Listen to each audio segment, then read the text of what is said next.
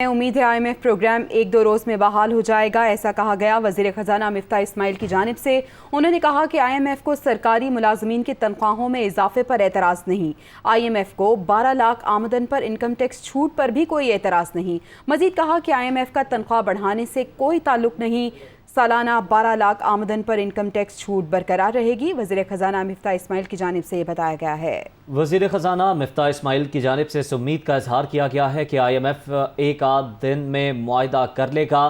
عالمی مالیاتی ادارے کو سرکاری ملازمین کی تنخواہوں میں اضافے اور 12 لاکھ آمدن پر انکم ٹیکس چھوٹ پر کوئی اعتراض نہیں۔ اسلام آباد میں میڈیا سے گفتگو کرتے ہوئے وزیر خزانہ نے کہا کہ غریب عوام کو ریلیف دیں گے جبکہ امیروں پر ٹیکس لگے گا۔ امید ہے IMF پروگرام 1-2 روز میں بحال ہو جائے گا، یہ کہنا ہے وزیر خزانہ مفتاح اسماعیل کا۔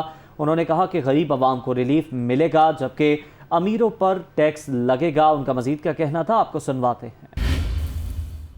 اللہ تعالیٰ کی ذات سے امید ہے کہ ایک آدھ دن کے اندر ہی ہو جائے گا۔ IMF کا تنخواہ بڑھانے سے کوئی تعلق نہیں ہے ہمارے، as long as we have the پیسے، اور 12 لاکھ روپے کے اوپر جو ہے تنخواہ پہ وہ انشاءاللہ تعالیٰ وہ بات ہوگی۔ ٹیکس ایگزمپشن کا بتا دیں کہ 12 لاکھ وہ انشاءاللہ تعالیٰ ان کو فنڈمنٹ کو پتہ کریں گے۔ سر 47 بلین کا جو ریلیف دیا ہے اس میں کچھ کمی ہوگی؟ کس میں؟